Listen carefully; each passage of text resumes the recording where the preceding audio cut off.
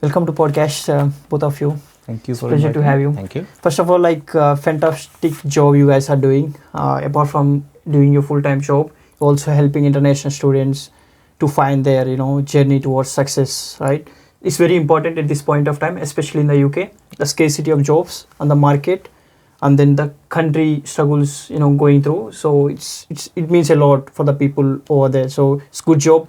Thank you. I'm seeing your stories every day. A lot of people are actually getting some value out of what you guys are doing. So, and apart from that, both of you are digital marketers. Yes. We're going to talk about digital marketing. We'll, it's like I'm going to talk about digital marketing, ask so many questions: why, when, That's how, fine. what, and all the things. Yeah. And also, I want to understand about digital marketing, how it is working in the UK, Okay. how if somebody comes from in India Okay. can have a career in the Okay. digital marketing, what kind of companies he should target, what kind of courses he should learn, essential skills that he need, and all the things Okay. from a student's perspective. If I'm wrong, correct me. Yeah. I'll be because I'm into civil engineering sector, right? But still, I want to know more about digital marketing for the students and more. Yeah, of course. So we'll just go deeply into digital marketing and from the student perspective as well. We'll normally start off with the introduction by telling about yourself, like in the few lines. Then we'll move on. So over to you, Sandeep. So yeah, as you said, I work in. So first of all, thank you for having us on the podcast, and thank you for saying all those nice things about us. I'm not sure if we deserve it, but yeah, thank you for the warm welcome. Thank you. I would say, apart from my name and my designation, which is marketing manager, that's related to the job. I would talk about the community that I'm trying to build here in the UK. So I have a community called Bun Muska. The name is quite weird, but I wanted to have a name for my channel which is not intimidating and which is natural, so I have that name. And I help a lot of people, like international students, like those who are coming on tier 2 dependent visa. Anyone who's coming to the UK, how can they get a job? I try to help them. I've interacted with students, I've interacted with people who have multiple years of experience. And I do it because when I came to the UK, there was no one to guide me. And I think there's a proper gap in the market wherein a lot of people are looking for genuine advice and a lot of people are unable to provide those genuine advice. So what I share is as per my experience of working in India. Because when you are in India, if you're graduating, you have placement cell which takes care of everything. Here, there is no placement cell which takes care of everything. So no one is there to guide you how to make your CV, how to talk to people, what skills should you acquire, what are the roles which are available in the market. So I do that through my community Banmaska.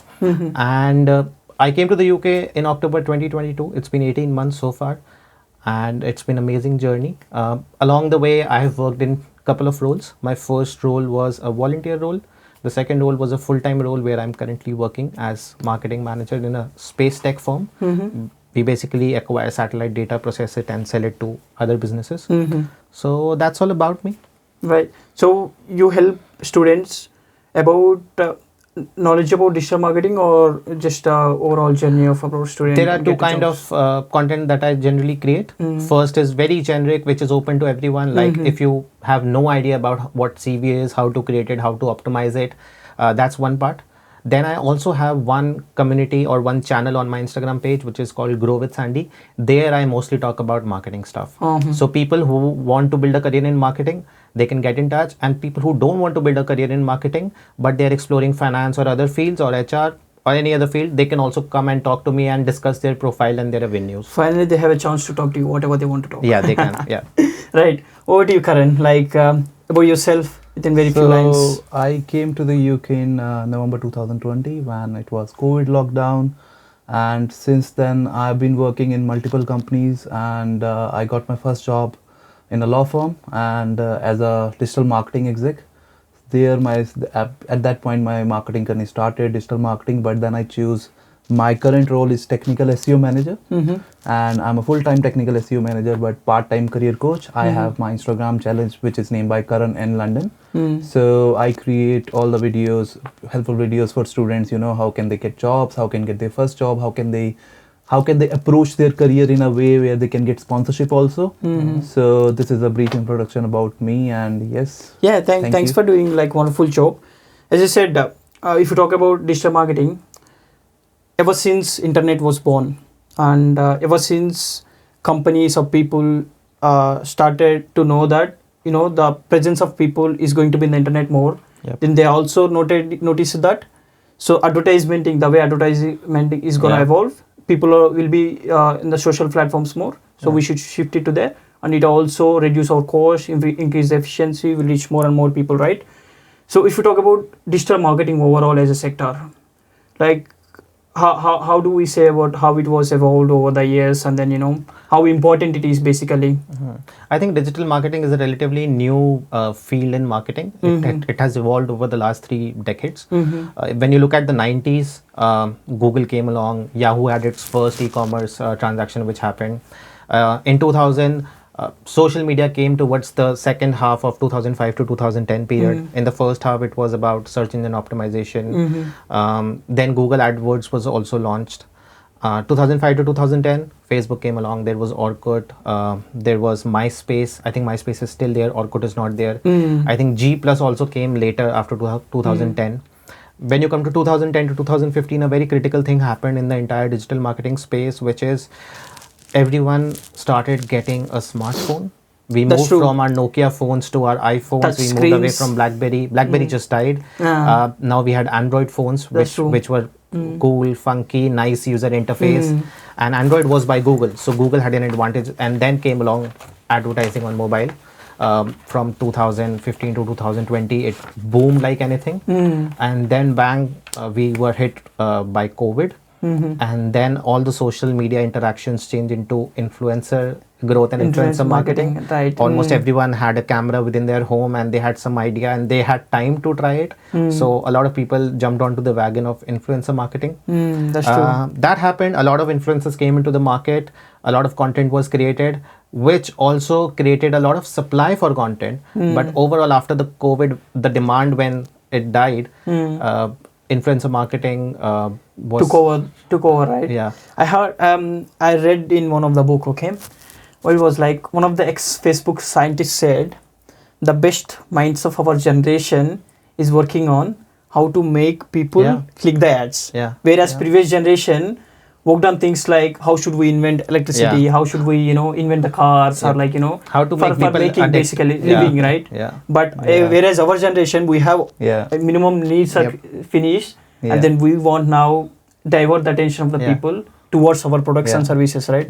That's how I think digital marketing mainly I think comes in. that's also because if you look at time before 1990s, if you look at a generation above us, our dads, their dads, like our grandfathers. That's true. In India, they used to live in a time where there was scarcity. So focus was on building family, building your first home, and building that base for your family to grow. Because we are still a young nation, right? That's true. When we were born, our families had a home. We were more aspirational. And when the next generation is here now, Gen Z is here, right? They have home, they have people who have been in stable jobs. They are looking for something more. They So have are looking pocket for money that and kick. everything as well, right? So they are looking for that kick. And that kick is coming from TikTok, Instagram. That could also come from doing some productive and innovative work, but it's an easy way to, you just open your phone, you get that dopamine hit in the morning, and then you're set for the day. Right. So that's how I think things have evolved. I think in one way it is so good. It is giving a normal guy access to sell the product. Yep. Whereas let's assume somebody is creating a t-shirt, right? Normal t-shirt. If digital marketing was not there, how can he advertise without his personal brand? Yeah. So advertising that in a newspaper, or else displaying the billboard, or like They'll be restricted to the area near the shop. Yeah, exactly, right. That's not possible. But right now, if a guy who is creating the same obviously. T-shirt with just normal Instagram account or Facebook account, he can cater to like larger amount of audience. Yeah, obviously, if you are in the India or if you are anywhere in the world, you can sell products to outsource. You can sell products in UK, US, wherever you want. So definitely, it has been evolved since last. So it's bridged the gap between the consumer and the seller, right? Yep. The way it was, and especially if you talk about India, in the West it was evolved long before. But if you talk about India, like you said, mobile phones came, and also I think one more advantage was Jio offered the free internet. Yeah, that helped a lot. So we got the mobiles, and then we were looking for like data. India has one of the cheapest internet rates in the world. That's true. And that's why we have so much content floating around. That's true. And we are also like biggest population Consumer. nation, right? Yeah. And then obviously. people have, and also we have more reasons to come and talk, because every 15 miles you travel, people are different, culture is different. Exactly. So you can tell the story. Yeah. Exactly. And then we talk about especially how COVID-19 changed this digital marketing. and then like there is an identity for digital marketing happened in India after COVID only. Before we hardly used to see. No, I think it was there. I would say was working in a role in a consumer good company. We were selling food products. Okay. And we used to sell it through Amazon also, and we used to sell it through our own website also. Right. Digital marketing was there. We were running ads targeting people to bring and trying to bring them to our website or trying to make them buy from Amazon. It was more product focused. After COVID, what has happened is a lot of content marketing has come up. That's true. So content marketing is next phase of digital, or is a part of digital marketing. Digital marketing was there. Okay, yeah. But a lot of video content marketing, I would say, because the first wave of content marketing came in 2008 to 10 when a lot of websites started writing blogs and articles, and they were trying to bring people onto their website through that. Now people are able to make vertical content. So that boom has come. Digital marketing was after COVID. Yeah, that boom has come after COVID. Yeah. So if you talk about this entire digital marketing area, so what were the sectors usually, if we have to divide, if a normal guy has to know, right? So for example, if we talk about UK, digital marketing will be divided into SEO, that is search engine optimization, then PPC, then we will have social media marketing, content marketing, digital PR, and then we can talk about influencer marketing, that's part of social media. That's true. So again, these CRO. are CRO optimization. Then these are all the things that are included in digital marketing. But again, if you are going to build your career in the UK, you have to choose very, with proper time, like this is the industry that you want to go. For example, if you want to go into, I think in social media or CRO, maybe probably in CRO there are less jobs. If you want to go into SEO and PPC, then there are more jobs, again with more sponsorship. So if you want to go into content writing, with the help of OpenAI, it has gone down.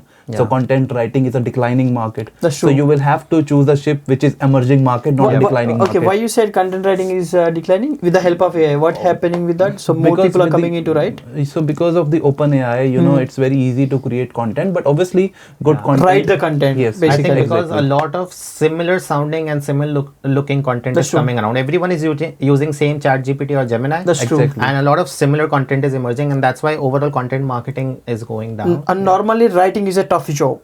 Exactly. You know what I mean? Exactly. It's very hard. Exactly. No matter how knowledgeable we are, if you try to put this on the paper, it's like it's very. But because of the OpenAI, people used to write nice. Experienced content writer will be there. Will be 100%. Right. Will going be here. But again, if you are a fresher, I think their value will increase further. Yes, exactly. If you are a fresher and want to have a career in content writing and settle down in the UK with sponsorship, then it's going to be very hard for you with That's content writing. Because with the help of ChatGPT, let's say if I want to write about climate, I have no idea about climate, but still I can write a paragraph. But then you cannot be sure if it's correct or not. But still you can deliver something, right?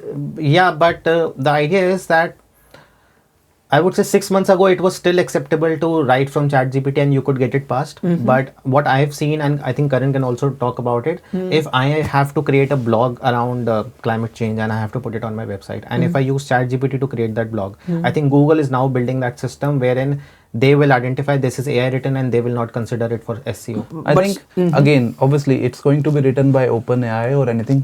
Trust me, most of the companies, like big companies, I don't want to name them, they are already creating content through OpenAI, and Google is rewarding them. And sometimes, obviously, Google will decline the rankings as well. But the main problem is if that content is getting checked by a content writer, then it's fine. Then it's fine. You cannot copy paste it. It has to be vetted by a human at the end. 100%. Exactly. But still, you have that first initial step where you can modify that, right? But you can generate ideas. It's great for generating ideas. You can get a structure. You can check your grammar. Okay.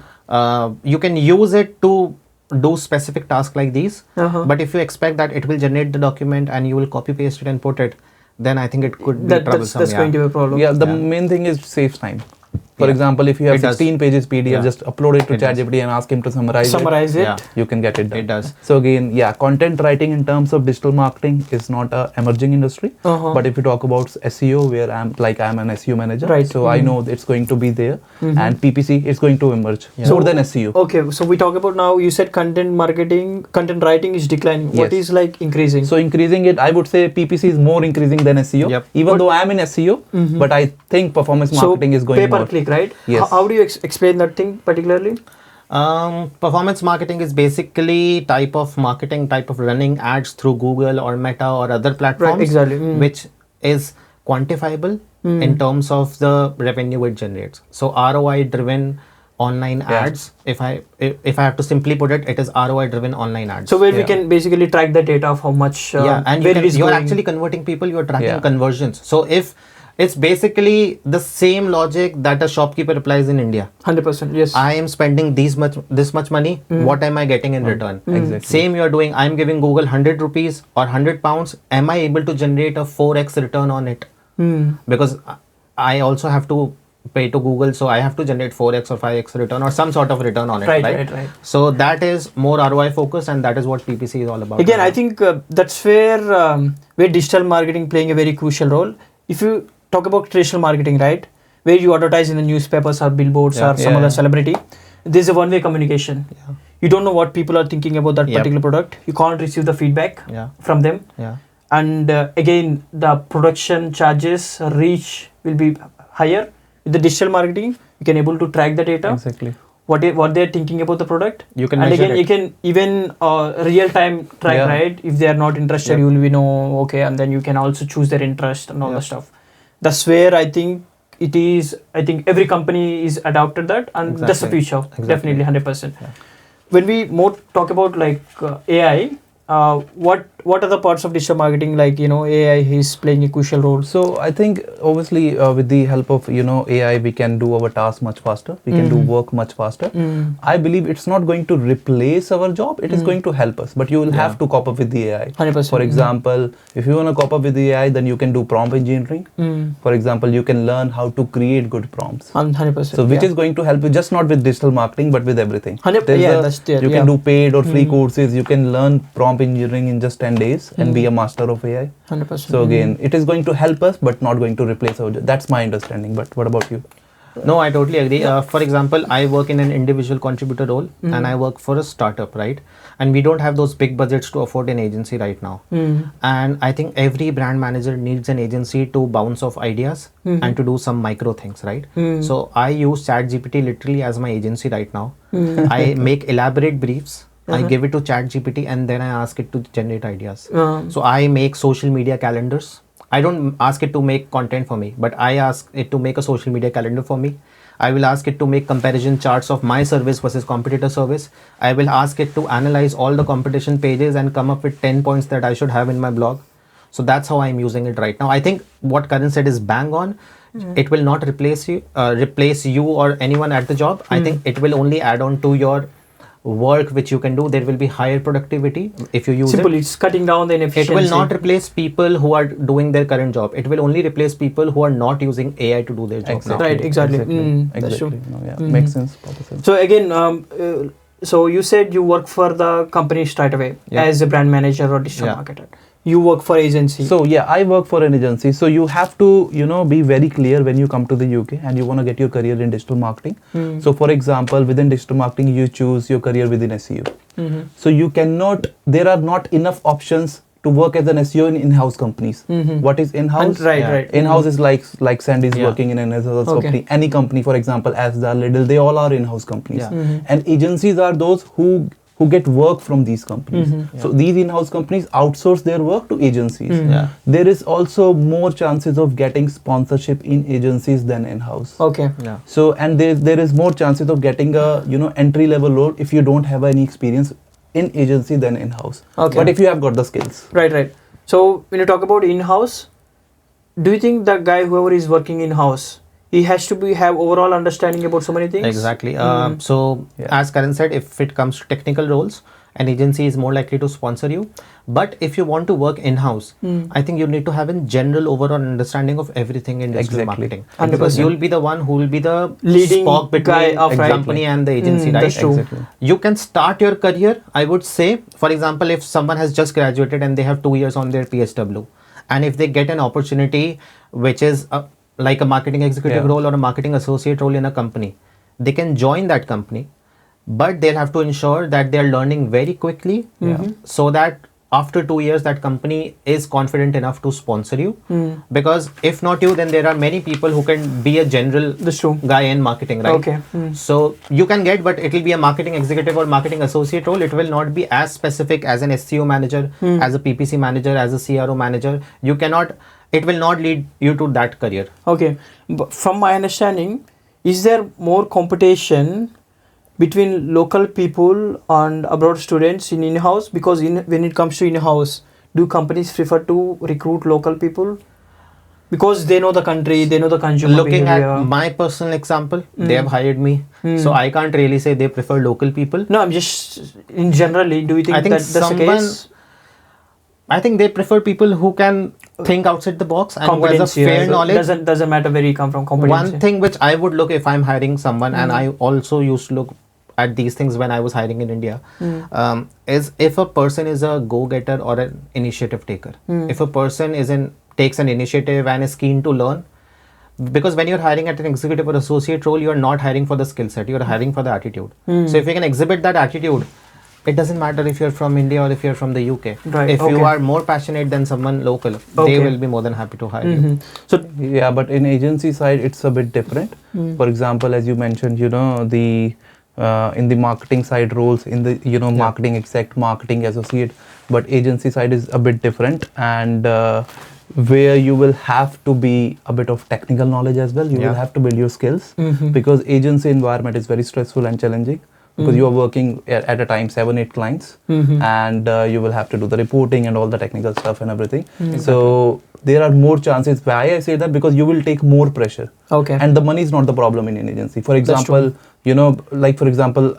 I started in a very minimum wage, but in just 2 years I have doubled my salary. Okay. So again, money is not a problem, sponsorship is not a problem, and the main thing is you will have to get some skills in order to join an agency, and you have to showcase those skills in the time of interview. Right. So talking about UK, what are the major industries that are actually looking for more digital marketing help, especially talking about UK?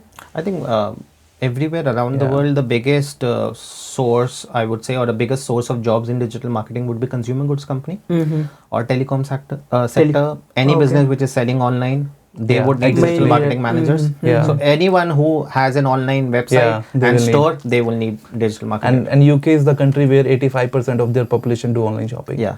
So Right again, now? yes. Yeah. Okay. Yes, UK is the only country where obviously we can't penetration. compare it with India because India have more population, bigger 100%, population. right, yes. But as per the UK population, UK is the only country in the world where 85% of people do online So when shopping. more people are spending online, Yes. more digital marketing has to be happen, Exactly. right? And I just said that a lot of companies who have stores online, who sell online, they hire for digital marketing. But there are also companies, for example, you're a civil engineer, there are companies like Jacobs, Arup,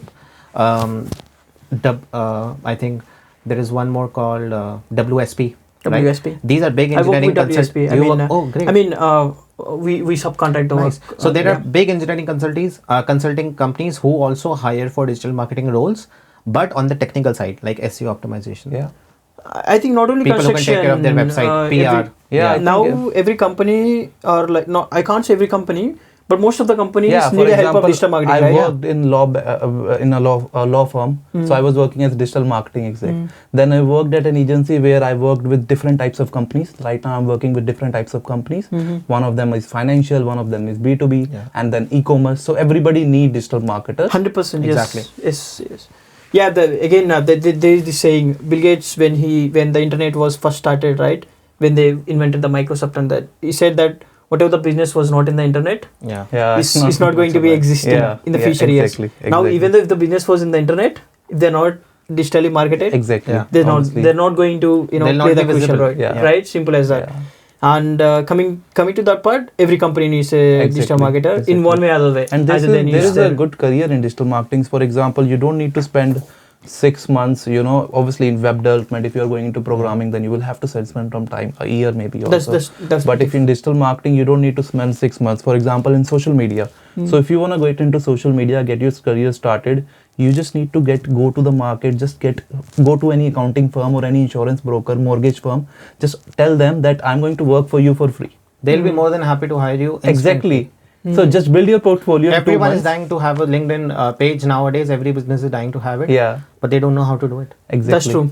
And UK coming compared to India, I think companies in UK prefer LinkedIn Yeah, a lot. presence more, right? Exactly. And the people as it well. makes your company look more authentic. Mm. It makes your company talk directly to your customers because it's a good free PR tool. Mm. Before LinkedIn, there was no way to do free PR, That's true. right? So there are only positives for a company to be So on for- LinkedIn. Yeah, for example, if you are pursuing here, digital marketing course as a student and you're working part-time anywhere, how you can build your portfolio by just, getting some work done at free. You can just do it for 2-3 months.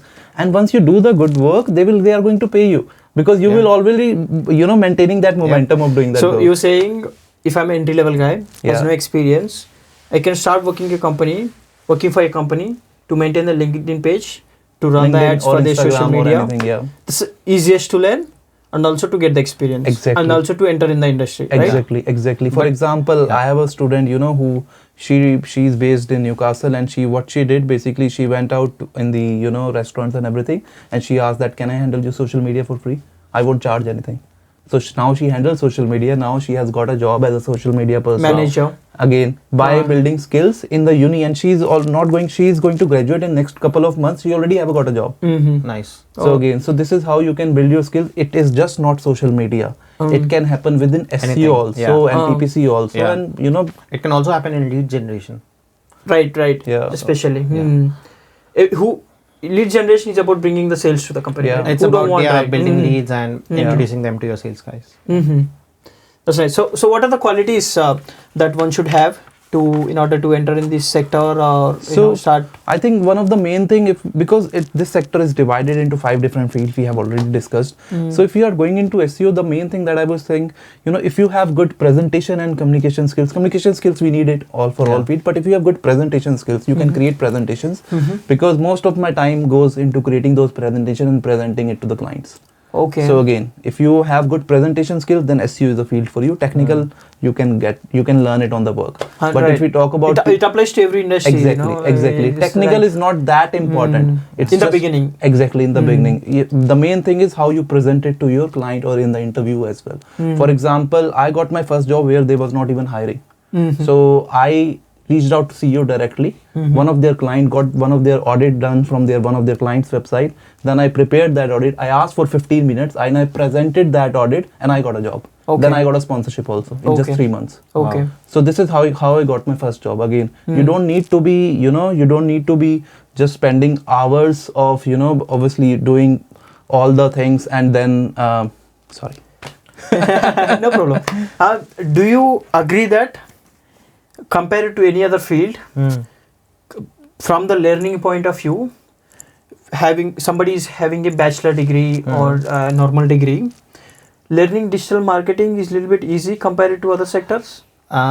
I can't So say. getting into it initially? Very hard to say if it's easy or not because I've only tried marketing. I've not tried other field. But I think But if anyone wants to acquire these skills, there are a lot of free courses available. Okay. And building and catching up these skills is not super technical, I would say. That's true. It's That's not what super tough. my point is. I'm not saying easy, it's not super So, technical. for example, in India, when I was working, my core job was not digital marketing. Digital marketing was one part of my entire role. My work was to take care of the entire portfolio of brands that I had, ensure that we are getting that gross margin at the end of the year, we are clocking that turnover, ensure that our offline ads are running properly, our TV ads is running properly. Digital marketing was a very small part. But when I came to the UK, I realized a lot of skills which I had in India are not transferable to UK, but a lot of digital Exactly. marketing skills were transferable. Okay. Yeah. So that's where you came into play I as a digital pivoted marketing. and I moved my career towards digital marketing. All right. altogether. Okay. We'll talk about this particular thing. Okay. Yeah. So, like you said, you have a skills which are matching in the UK.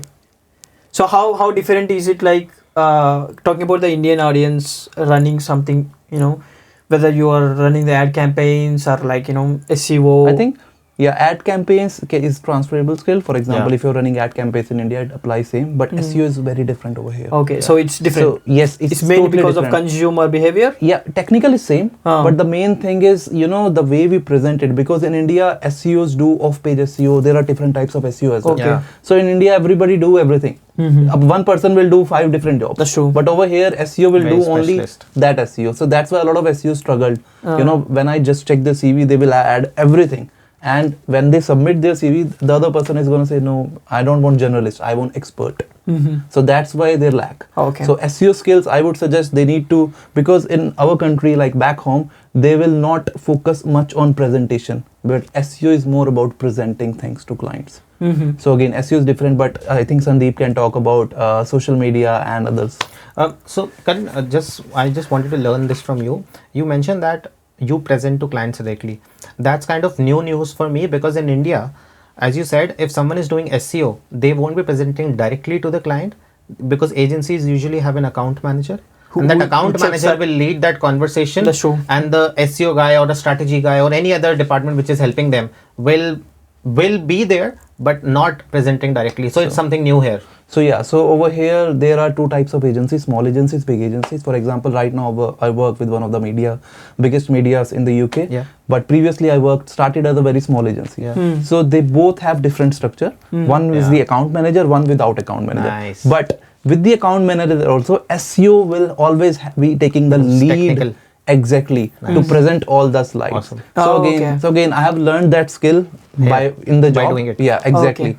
So again, I just didn't get the job by presenting one presentation to a CEO. Okay. I presented, like, I created 13 different audits, but I only got a chance for 3. Yeah. So again, and I only got one job. So Okay. again, So what are some of the biggest agencies that people can look so for? I work in Havas, London, and there are publicists and there are Group WPP. M. Exactly. Yeah. So these are one of the biggest agencies, but I would always suggest Saatchi and Saatchi. yes, start with the small, because you will learn a lot in a small agency. true. And you will get more money as well, because in big agencies there is a band structure. In small agencies, if you are working really good, you can ask appraisal after 6 months and just tell them that you want to get more. You don't ask for money. You will always ask that I want to get more ownership. I want to get more responsibility. That applies in other fields as well. Yeah. When you're working in a small company, what happens is, obviously there is more pressure to get the work done. Exactly. And then there is not like 10 people for same kind of activity. There's only 2 guys who has to do so many things. Yep. You will learn, exposure is more, you will learn more. And also what you are creating is, you are creating dependency within the small group of users. Let's say there is 5 guys, okay? They're a proper team. Everybody is doing their own thing, and then if one guy is missing in the team, this guy is handling a lot of things. So that dependency on him Exactly. is like missing if he's not there. Yeah. Where in the big organization, if there is let's say 100 people over there, one guy out of 100 is different. Yeah. Because they can In easily small replace. companies, you can be a person who can be irreplaceable. But obviously, your boss will be, as you mentioned, boss might be dependent on you as well. That's true. But it a lot also of depends things. how you're performing. Like, Exactly, if you're performing exactly. awesome, like if you are a lead generation guy there, and if you go on vacation for 2 weeks, there are no leads coming in Simple the as that. pipeline. Yeah. So that could be tricky. That applies in all the industries. Yeah, exactly. Working in a small organization, in the core people, taking a lot of initiatives, doing things, is like building more experience in the beginning itself of career. Yeah. Like it's like you're working for like 2 years, right? You're building 3.5 years of experience. Working in the small companies, whereas working in the MNCs, it's a different. Obviously, there's a pros and there is a cons, but there's a less dependency. So MNCs are for good specialist roles, and startups or small companies are good for specializing in everything. I would say generalized roles and doing more of everything. But sort of like you're getting exposed of entire industry rather than the particular thing, right? Okay, so I want to know about this as well. Yeah, sure. Because I don't know about this hierarchy. What is the hierarchy of this particular thing? Let's see about mine, right? We have site managers, we have construction managers, project managers, program managers, kind of stuff. Yeah. Like for example, if I talk about SEO, then Sandeep can talk about in-house as well with digital marketing. So I started as junior SEO exec, and I started in 2022. Now I'm technical SEO manager. So junior SEO exec, senior SEO exec, SEO manager, senior SEO manager, SEO director, then head of SEO. So it's like the hierarchy, What about normal I work for an absolute startup. There is only 15 people who work in our company. I report directly to head of sales, and he reports to the CEO. And I am the sole marketing guy doing everything right now. But if you go for a slightly bigger company, you will have around 3-4 people working in the marketing team. You will start as an associate, then you can go up to manager, and then there will be a head of marketing. If it's a bigger company, there might be a senior manager as well, but it's mostly head of marketing and then CEO directly. Then CMO as well. Head of marketing is CMO basically. Now talking about abroad students getting into digital marketing. So what is the situation right now? talking about whole digital marketing sector, compared to any other sectors as well, like is there more sponsorship roles available, or how is it like I overall think broad picture? Sponsorship role at the start of your career is not very easy to get. Exactly. As Karan would also agree, I mean, you have to build your way towards getting that sponsorship. Yeah. You cannot expect to get sponsorship straight out from your college. I mean, people get it, but they might have previous work experience. They might be Exactly. working, as he mentioned, that Voluntarily, girl in right? Newcastle Yeah. who's already working in a restaurant. Still you're getting experience. Whatever So you doing. need to have some experience under your belt, or you need to be an industry recognized face, like you have won a competition or you have done a project which is industry leading. Then you might be able So, to. from my side, I would say, like, I receive plenty of messages every day regarding, I'm pursuing my studies in digital marketing and I wanna be working in digital marketing. So, but I would always suggest, if you wanna get sponsorship, there again, I would 100% say this again, that there are more chances of sponsorship in agency. So, if you wanna get sponsorship, you need to decide where do you wanna go in digital marketing. Again, SEO, PPC, content, social media, and the digital PR, copywriting. Where do you wanna go? So again, SEO, PPC, and digital PR have good amount of sponsorship roles, and then sponsorship. Again, there are no sponsorship jobs. There are jobs in sponsorship license company. Once you prove yourself, then you get sponsorship. Right, exactly. Yeah. So you don't expect, there will be sponsorship written. Yeah. So if you understand from company's point of view, when they are releasing a job vacancy, they are not thinking whether they need to hire someone from outside or inside. They are just hiring for person. Exactly. Somebody If they are someone from outside, they might sponsor it, but they need to have a sponsorship license. Exactly. Right? So from company's point of view, it's just a job. That's true. We are looking for a job which has potential to become a sponsored job. Exactly. Again, so in the beginning, they're looking for certain kind of person. So when the person reach out to them, if the guy has the capability, skills and everything, and then if he has a demand of sponsorship, then they can think of it. Okay, this guy is very good. His CV is nice, and then his expertise matches us perfectly what we're looking for. Oh, he needs the sponsorship. Then if they have license, that's fine. If they don't have, they can think of the procedure and they can apply it. No, it will be very tough. I mean, companies usually don't think about getting license for one person because there are a lot of cost and legal fees involved. Unless you're already working there, you know, you have built your repo. But still, it's very tough. Again, if you have built your repo, then it's very... The amount of companies in the UK who don't have the license is very high. Yeah, but again, it's not... I don't agree that it's because of the cost and because of the, whatever the procedures are there. It's because UK has been experimenting with the international students all the time, and they haven't had the taste of having the talented people from the outside working in the company. So many organizations who can easily spend money, who can happily spend the money to recruit and sponsor people. Number one thing, they don't have an idea.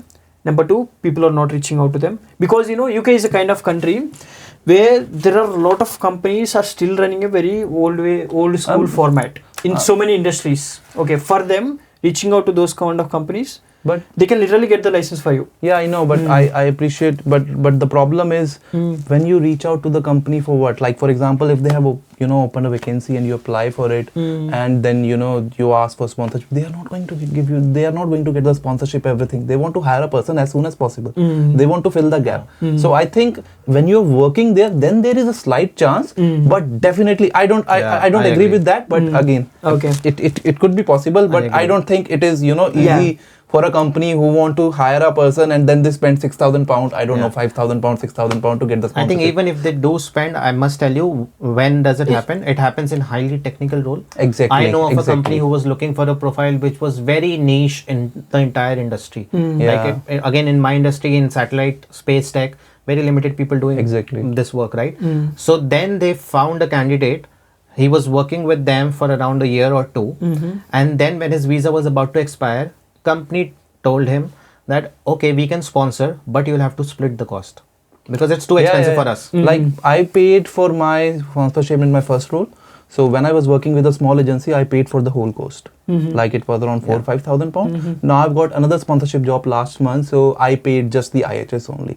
So with big companies, you have to pay the IHS, and sometimes they pay it also. But with small companies, they might ask you to split the cost. They might ask you, that you will have to bear the cost. Obviously, they will divide it. But you know what? The main point that I'm saying is, there are so many companies still in the UK who don't know this thing called sponsorship.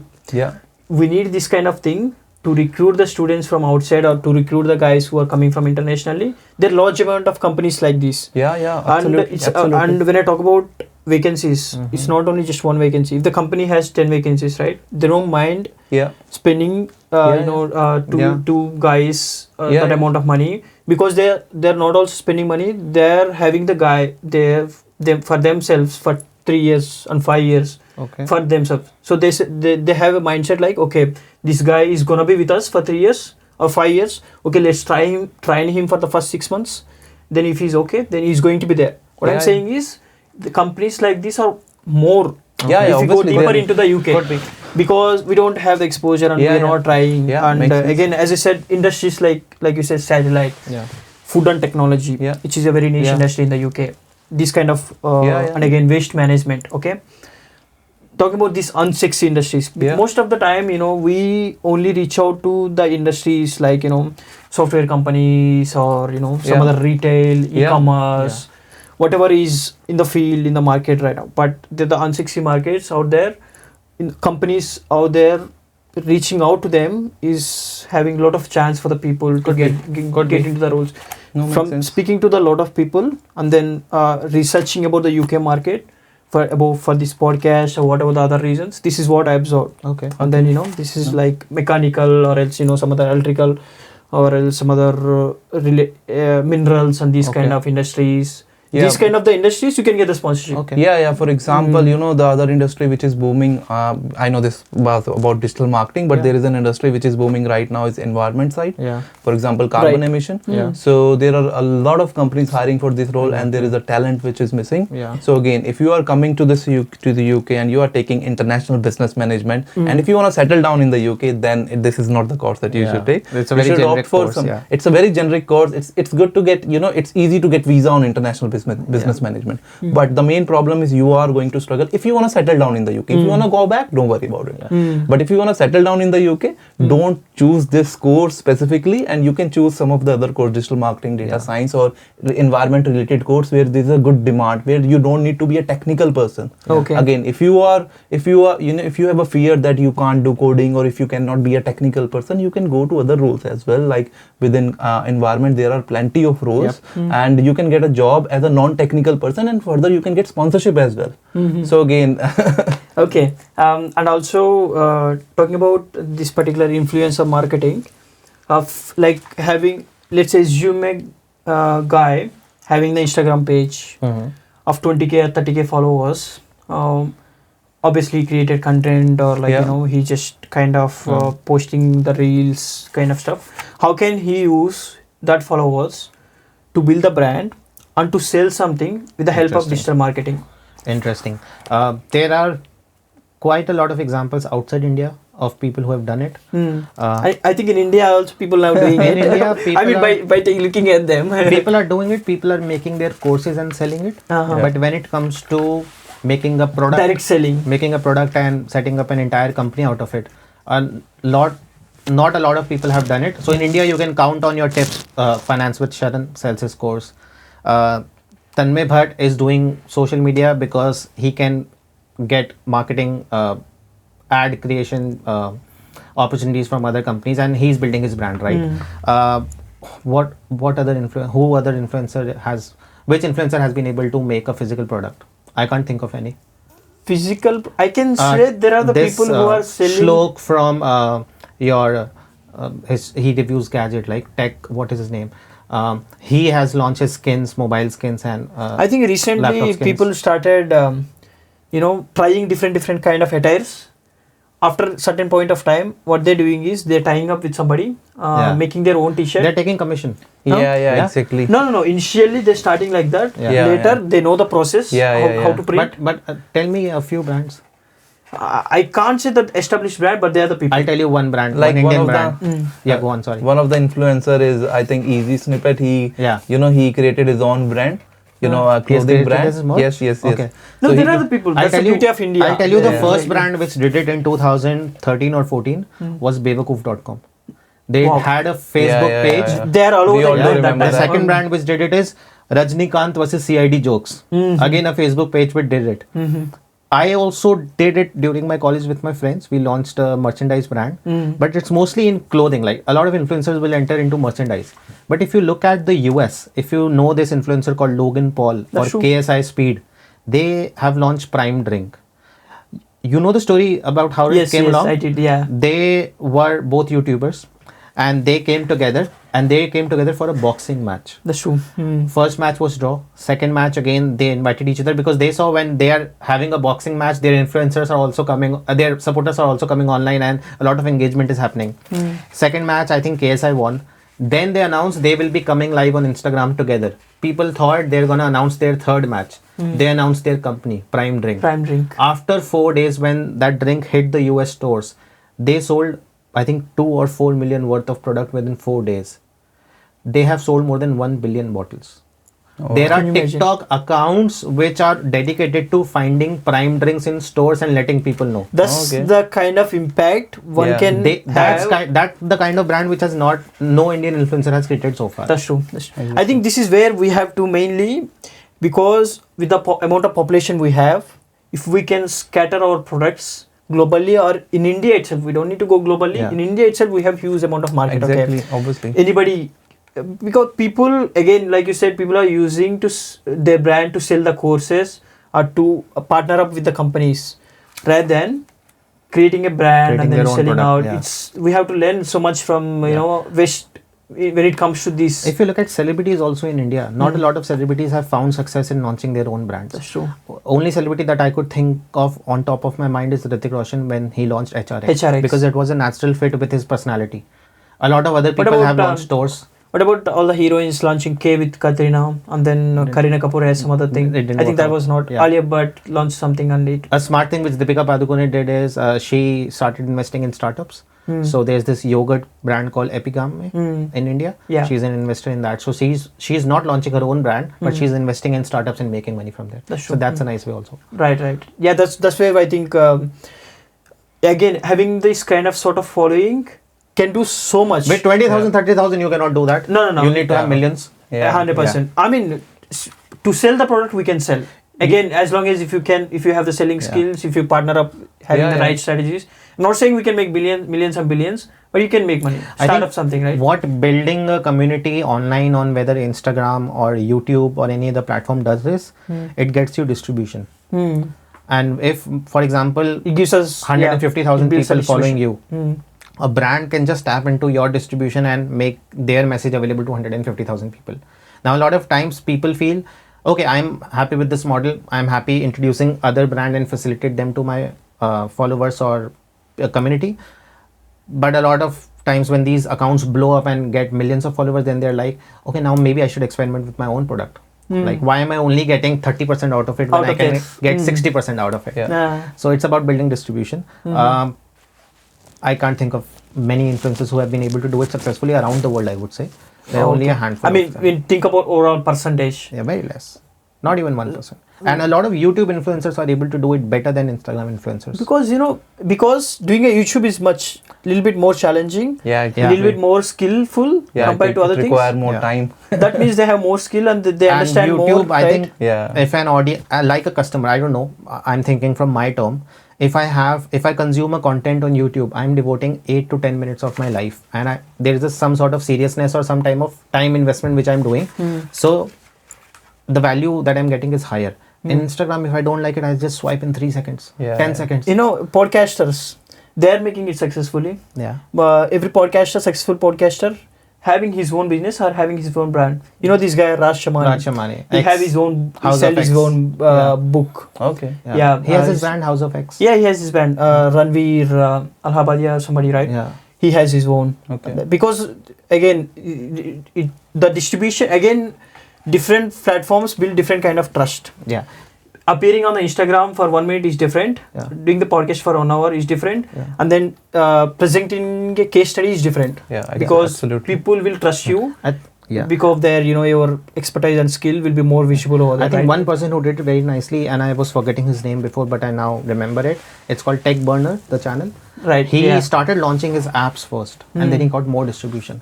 And then now he's got into skins, laptop skins, t-shirts, merchandise. And one thing which is he is doing better than other influencers is he's tying up with big brands like Marvel and then launching customized skins. So that kind of business, if you want to develop, you can by all means. So all the future influencers, look at. I don't consider myself as an influencer at all. Right. Yeah. Takes a lot.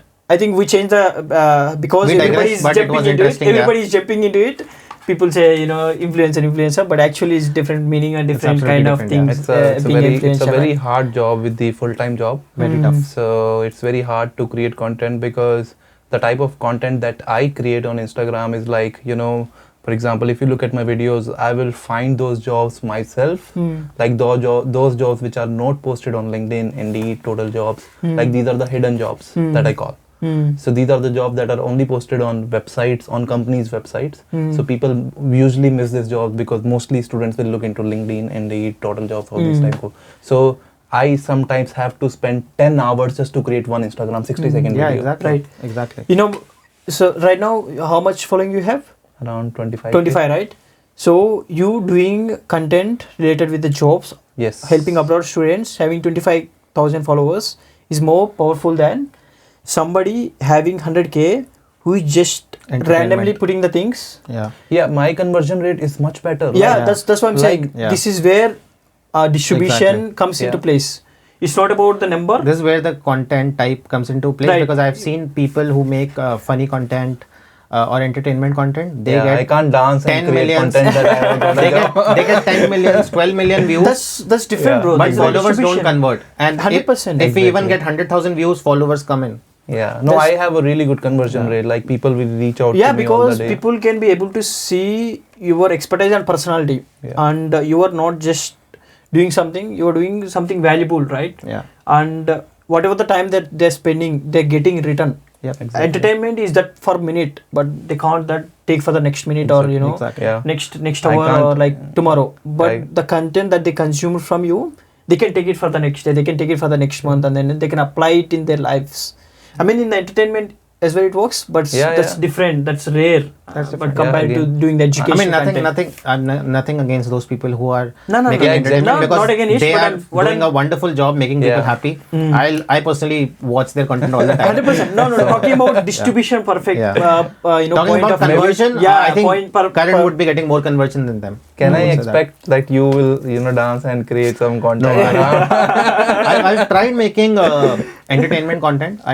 So in my Instagram journey, I started my page as a food page because I was traveling extensively in India. Like every month I used to travel to 4 or 5 cities from work. How many cities you travel? I've covered 23 states out of 28. Wow. There are some northeastern states and some southern states which are left. There's one podcast where I'll be purely talking about India. You should be guest. Because I know I started my page like that, and then I moved to the UK, and then I realized, I need to make it around myself. So I started posting about living in the UK, how to do basic things in the UK. I didn't have a job that time. Then when I got a job, I pivoted around how to find a job in the UK. Right. When I started volunteering. You're just using your journey to create content. Exactly. I think that's the most... that's the best way to be natural and organic about your content. And also, you don't have to pretend. You shouldn't take. I would always say that you shouldn't take advice from someone who has not done it. Yeah. Obviously there are so many people who have not done it and then they are giving advice. Giving the advice. That's yes, true. Again, I can't give advice if I haven't done it. So. Exactly. So I mean, you can give the feedback, whatever you think, so that they will be useful. Like But you have to, because there is a lot of content online, so you have to be make sure that which content do you believe, which content do you think is actually the person has done it. So for example, I've seen a lot of videos online regarding sponsorship, blah blah stuff, but if you look at their person profile, they are unemployed. and they are talking about sponsorship. Yeah. If you go and check their profile on LinkedIn, they are also Exactly, and there are some famous names. I can't take those names, but no. Yeah, but it's again, important for people to know. Yes, exactly. You have to know that who is the right person. You have to check their profile. You can do a lot of digging online. Everything is online, right? Sure. Like a lot of people, like there was a company last time, and they were giving sponsorship, and they were providing training, and they were charging £5,000 for the training, and they were saying, we'll give you sponsorship 100% if you pass your probation. If 100 people join, £5,000 per person, that is going to be on half a million. Yeah. And one person will get the sponsorship. Half a million one is or two 5 people. crore. Yes. 5 crore rupees. 5 crore rupees. And even if 1 or 2 people is going to get the sponsorship, because I checked their company balance sheet, they can't even employ more than 3 people in the company. Yeah. So they are taking 50, 100 people for a training. Looks like a sham. Exactly. Yeah. So if you look at the company account, because everything is online. Yeah. So you have to think Actually, very carefully. people don't do their research. And that's where we come in. We help them with research only. Exactly. Exactly. I think, one research, one delivering that research. Yeah. Second part. Exactly. Right? Yeah. And like you said, everything is online. Everything is online. So there's this thing, when you said this word, this thing came in my mind, okay? Imagine 3 of us sitting in a mall somewhere in the Stratford. A stranger walking towards us, telling about which school we went to. Yeah. What was our favorite snack? Yeah. What was our holiday destination? What do we do? Yeah. How does it feel when somebody comes, completely stranger, and telling these things? Strange, right? It looks very awkward. Very awkward. It looks but very awkward. big brand, does they know all these things or not? They also know. It's because because we give them the access, right, by clicking the cookies, right? Exactly. So that they can track our behavior. Exactly. obviously. Yeah. Again, it's because of digital marketing. I posted purely. a reel which was not related to career, but it got 15 million views. It was regarding Europe travel, and it got 15,000 views. And I also posted that reel on TikTok. 15 million. Sorry, 15 million with 200,000 likes and something like that. And I was not expecting it to do well. I just made it because I was not creating content for the week. I was like, I have to post something. Do something. Next thing, I woke up next day, it was like million. And within 15-20 days, it was like 15 million. So it went crazy. So I posted it on TikTok also. You know what happened? One person commented. Someone actually paused the reel, scanned the QR code on my baggage and told me and commented, it must be tough to land in Newcastle, in a windy Newcastle after being in Spain. So they actually took the effort to scan my baggage and know that I was in Amsterdam. That was not Spain. I was in Amsterdam and I was going to Newcastle. And I was like, I think he's trying to scare me, but I know I provided it, so I'm okay with it. Yeah. As if I know what I provided online and if I can control that information, I'm okay with people coming to me and talking about it. That's true. But if someone comes to me and tells me, I know you have a birthmark, or I know what your brother's name is, or I know what your brother does, or something detail about my family which I have not put online, that will be really scary. Yeah. That's true. But a lot of time people don't realize what they're posting online. They're just giving away information for free to everyone to use, and brands use it, people use it, hackers use it, everyone uses it. It is what it is. Like, I mean, in certain way we can't control. Yeah. But we can control about ourselves. We can't control how it is evolving. Yeah. But we can control again what we can give access to. That's where also digital marketing comes in. You can track people. What are they searching for? What are they looking for? What are the sites they are visiting? And then you can create your campaigns around it. That's where PPC he mentioned. PPC comes in. Right. I think we have discussed much about roles, but we should discuss about targeted approach as well. Yeah, just exactly. Final. Final bit. So for example, again, if you are coming and want to make your career in digital marketing, you have to make a list of companies which you want to work. Again, there is a list of 100 sponsorship license companies on my website which I have worked for hours to find those out. You can check that website, check that link also, but make sure you find your own companies, which have sponsorship license, digital marketing agencies. Exactly. If you want to work in an agency, if you want to work in-house, find your industry. For example, if you have 6 months of experience within financial industry back home, find financial industries only. You will get more interviews only for those. That's true. And for interviews, you just don't, again, if you are into digital marketing, you can create your portfolio as well. You don't need to depend just on your CV. That's true. So that's how you will stand out. You know what I did to get interviews in that COVID era? I wrote postcards. I wrote letters basically in the mail. To the companies, to the CEOs directly, to 13 CEOs. Awesome. I still have those letter one, copy in my phone. Wow. And one of the obviously I didn't get all the interviews. Yeah. I just got 3 interviews out of that. That's great. 13 You out don't of get 3. that strike rate when you apply to jobs on LinkedIn. Exactly. You get 3 Bro, reply 3 after out 100 of jobs. 13. Yes. That's really But good. no, really nobody was doing that, right? Yeah. But So, taking initiative to write the exactly. letter, Just that's where it matters. you It's will not have like whether to- you're getting you reply can or think not, of so many ways to stand out Exactly. in an interview, in the interview or before the interview Exactly. as well. What worked for me is 2 things. I had a steady network of around 2,000 people on LinkedIn. So I tapped into that and I announced it on LinkedIn that I've moved to the UK and I'm looking out for jobs. So one person who used to be a vendor for my previous company who has worked with me, I helped him once and then he told me he knows this guy who's in London and he put me in touch with him and I started volunteering with him. Oh, Side that's by fine. side, I started going to networking events. I started going to ABC Club, which is Asian Business Connection. It's a club in Newcastle. And in my first meeting, I remember when I introduced myself, I introduced my career. There were 3 people who approached me and asked me for my CV instantly. One had in Harley Davidson showroom. They were looking for a digital marketing guy. Second person had his legal tech firm. He also offered me a job of £30,000. But I told him, you don't need a person, you need an agency because you are trying to do a lot of things. which not going to be Another possible person with you, told right? me, come work part time with me. Yeah. And then he introduced me to the Indian High Commissioner as well. Wow. Good. So a lot of doors open when you go offline, meet Exactly. people. One of talk the to thing I people. would like to share about networking is there are 2 types of networking. So one is, going to student events. Okay, That's is fine. okay. I don't want to take the name of the Yeah. agencies. So you can go to the events for socializing. That is fine. That's fine. But don't think that is networking. No. You will have to go to professional events to build your network. Very valid point. I went to both kind of event. I also went to a job fair. I had 10 years of experience. I think I might be the most qualified in that room among all the candidates because I had 10 years of experience. They had 0 years of experience. I went there. I still talk to people, but I realized this is not I would like to visit again. I'd like to come here again. I would not like to come here Yeah, again. yeah. What I observe with these job fairs, these job fairs, they're looking for the kind of people. Field jobs. Yeah, exactly. Field Okay. jobs, and I've also at never the same been to time, job fair. they're not looking for technical people. Okay. Basically, like They paid police. 25 to 26. See, Metropolitan Police. Okay. But field jobs. Metropolitan Okay. Police. Like British Telecom would offer Okay. you Sales something, yeah. customer.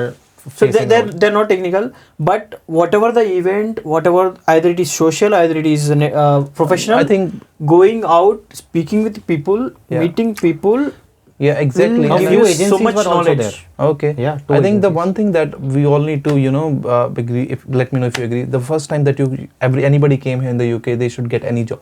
Yeah. Like any job, just Start to cover their ASAP, expenses. start yeah, ASAP. exactly. It should be in a warehouse. I started in a warehouse. It should be anywhere, volunteer or Yeah. anything. But don't stick to that. You have to find your niche and you have to start building your credibility as soon as you land in Exactly. the UK. Don't wait until your graduation is over. Yeah. Then your time is taking for graduate visa Exactly. for 2 years. Tell me how can, see, obviously people when they come from India, everybody wants to get a professional job. When you say that they don't stick to those particular jobs, right? Exactly. What are the things they need to do Okay. in order for them to remember themselves? Okay, this is not my way. I'm not going to sticking towards that. I have my own career.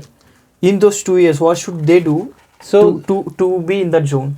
So basically, to be in that's a very tough question actually because a lot of people have different mindset. For example, if somebody have came here and and they just want to enjoy their life, obviously they won't care. That's But different. if We're not someone- talking about that. Yeah, Anyway, if yeah. someone want to really get their career settled down in the UK, get a sponsorship because we know in order to settle down over here, you need a sponsorship. So they will have to stick to their mindset. I know they have to cover that part-time job. They have to pay their expenses, room rent and everything. But they will need to learn something. They will have to have a mindset which is, learning new skill. Again, I always, most of the time I talk about on my IG channel as well. Upskilling. Upskilling yourself, learning, building new skills. For example, when we came here, I came here with my wife on dependent visa and my wife was on student visa. So from day one, she was working in an office-based job. She was started working in an, as a HR assistant with a healthcare company, Awesome. social care company, and then she moved to mortgage company as a admin assistant. Wow. So she wasn't. She was clear about it. She was clear about it that she want to get into administration operations. Yeah. Now she's working in one of the biggest companies in the UK as That's well. great. Just because of that experience that she got when she was, part time, when she was allowed to work only part time. So again, there are so many jobs within part time. I can name plenty. For example, if you are a student, if you are on a student visa, and you want to get into an office based job, you can get a job into, you know, clinics. Which types of clinic? Dog clinics. They are open on Saturday and Sundays. There are plenty of offices which are open only on weekends. Yeah. So you should target yourself. Those, exactly. So targeted approach, even after graduation, sponsorship license company, before graduation, these types of roles you can target. Okay, finally, from all of us, give advice to the newly international students who is doing his masters in order to get the professional job and to settle in the UK. I think Sandeep will start, then I will. To get a sponsored job in the UK, if I would have come as a student, one thing which I see a lot of students make this mistake is they don't take their studies seriously. They end up failing a subject, and they end up very important point. And at the last moment, they don't get their PSW. Right. First thing is they have to pass their masters. Second, your college is not just for degree. It is also for networking with your alumni. It is also for networking with your professors. Your professors can get you in touch with multiple good companies if they like you. That's true. That used to happen in India also. That happens in every good college. Your alumni, build your rapport with them from day one, because your alumni is already working in many companies, and alumni generally tend to help their alums, right? Yeah. Do that. That is what you can do while you're studying. Third, most important, don't, for example, Karan mentioned, if you're doing international business management, don't depend on the course for getting skills. Exactly. Build those skills yourself. If you're not clear in your mind what you need to do, this is a tip which no one gave me but has really worked with me. If you're not clear what you like doing, just do everything which is coming your way, and then you'll realize, I don't like this, I like this, I would like to continue this. That's true. A lot of times people just sit and think, and they keep on thinking, and 1 year goes by and they're like, I don't know what to do, I would like to get in a call with you. And when I get on a call with them, I ask them, have you tried doing something? And they're like, no, I'm not sure if I should do it. You have to try to know if you like it or not. No one can tell you, no one can analyze or diagnose your mind and tell you. No one you has should your do brain, this. basically. You have to do things Okay. to know. Right. Use your college life to build the network, to interact with the teachers, professors, for the good, basically for the good connections, for the good, networking, right? Yeah, right. I will add something over here. For example, if you want to get settled down in the UK with sponsorship job, I would suggest, obviously there are more jobs in tech, but again, everybody cannot be a tech person, but if you can try. So how do you navigate your career within tech or non-tech? For example, if you want to get your career and get sponsorship in non-tech background, such as performance marketing or SEO, I would suggest hire a person, even in tech, hire a person from India who is already working in a company. Pay him £50,000, that is £500. You have spent £20,000 in your degree.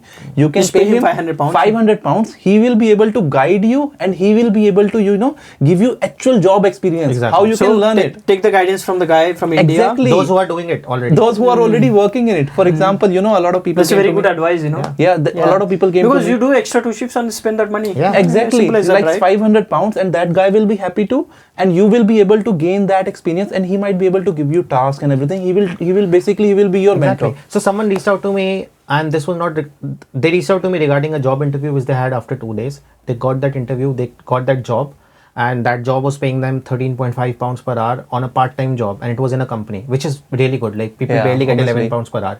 Then he again reached out to me. This was not for a job. He actually reached out to me as a mentor, and this was regarding his MBA project. And I told him, okay, I've done this in my MBA. This is very easy. You are doing this wrong. You can do this right. He did it. And from negative profit in his assignment, he went to lead the project and entire batch. So what he said, talk to people who have done it before. Exactly. Whether they are from, whether you know them, whether you don't know them, just take that initiative to send them a message. And we connect with people all the time. It's not that you have to book our time. A lot of times I just connect with people over call, over WhatsApp, over Instagram calls and advice. So I will always, I will not always ask to book a call through TopMed. You will have to pay. If I see potential, I just do it. And obviously, if somebody is really needy, if somebody only have 6 months of visa left, I will just have them, call me directly. Because if I can help someone just for by 10 minutes call, then I would love to help that person. But again, if you again, my last thing is, if you wanna build your career in the UK, take advice only from those people Who have done it. Or also who have experience in this industry Exactly. from last 10 years. Again, don't take advice from someone who Exactly. don't have any idea what they are speaking about. Yeah, who was himself or herself struggling, and now they're making content. Exactly. So my advice is follow both of you. All right, I never has to use this paper. That's great. I think it's really good session. No, We thank you take for a having lot us. of insights, and Thank you for having so us. few videos like this will make student life better. Yeah, you know? definitely, definitely. Where they have more insights coming. Yeah, it was so coming their nice way connecting to, with you both. I've connected with Karan before, and it was so nice meeting you. Right, And yeah. I think the discussion just flowed naturally. Yeah. It's been more than an hour. Yeah. And I love it. So, Yeah, okay. All right, thank you so much. Thank I think you. pleasure to have you guys. Thank you. perfect. Same to Thank you. you.